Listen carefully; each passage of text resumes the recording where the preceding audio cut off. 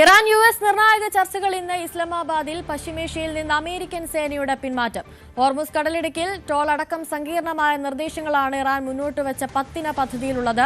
Hormuz കടലിടുക്കിൽ toll അനുവദിക്കില്ലെന്നാണ് US president Donald ട്രംപിന്റെ പ്രതികരണം. No, we're not going to let that. It's international water. If they're doing that, nobody knows if they're doing that. But if they're doing that, we're not going to let that happen. What would a good deal look like for you?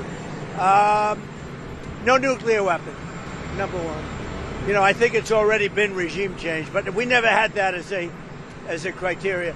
No nuclear weapon. That's 99% of it. Yeah, but that'll open up automatically. The answer is yes, but the strait will open up. If we just left, the strait's going to, otherwise they make...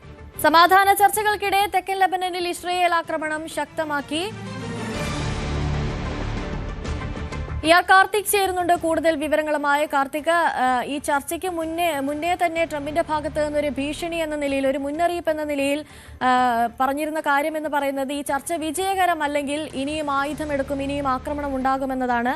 ഇത് നമുക്കൊരു മുന്നറിയിപ്പായി വേണമെങ്കിൽ കണക്കാക്കാം, അല്ലെങ്കിൽ ഒരു ഭീഷണിയായി വേണമെങ്കിൽ കണക്കാക്കാം. ഇറാന്റെ ഈ 10 പദ്ധതി അത് അംഗീകരിച്ചില്ലെങ്കിൽ ചർച്ച എന്തുകൊണ്ടും വിജയകരമാകാനുള്ള സാധ്യതയും കുറവാണ്. അങ്ങനെയെങ്കിൽ ഇനി ആക്രമണം തുടരുമെന്ന് തന്നെ വേണോ മനസ്സിലാക്കാൻ? അനുശ്രീ, ലോകത്തിന്റെ ശ്രദ്ധ ഇന്ന് ഇസ്ലാമാബാദിലേക്കാണ്. ഇസ്ലാമാബാദിൽ പശ്ചിമേഷ്യൻ യുദ്ധം എന്നേക്കുമായി അവസാനിപ്പിക്കാനുള്ള സമാധാന ചർച്ചകൾ, ആ ചർച്ചകളുടെ ഫലം എന്താകും എന്നാണ് ലോകം ഇപ്പോൾ ഉറ്റുനോക്കുന്നത്. US പ്രതിനിധി സംഘവും അതോടൊപ്പം തന്നെ ഇറാന്റെ പ്രതിനിധി സംഘവും തമ്മിലാണ് ചർച്ച. ഇറാന്റെ പ്രതിനിധി സംഘം ഇന്നലെ തന്നെ ഇസ്ലാമാബാദിൽ എത്തി. അല്പസമയത്തിനകം തന്നെ US വൈസ് പ്രസിഡന്റ് JD വാൻസിന്റെ നേതൃത്വത്തിലുള്ള അമേരിക്കൻ പ്രതിനിധി സംഘവും ഇസ്ലാമാബാദിലെത്തും.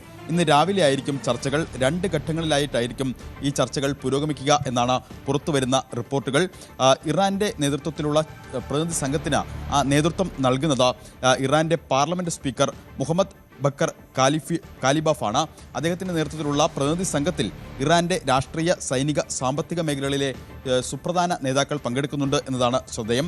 അതോടൊപ്പം തന്നെ അമേരിക്കൻ വൈസ് പ്രസിഡന്റ് JD വാൻസിന്റെ നേതൃത്വത്തിലുള്ള US പ്രതിനിധി സംഘത്തിൽ സ്റ്റീവ് വിറ്റ്കോഫും അതോടൊപ്പം തന്നെ ട്രംപിന്റെ മുതിർന്ന ഉപദേശകനും അദ്ദേഹത്തിന്റെ മരുമകനുമായ ജാരദ് കുഷ്ണർ അടക്കമുള്ളവർ ആണ് ഈ പ്രതിനിധി സംഘത്തിൽ ഉള്ളത്.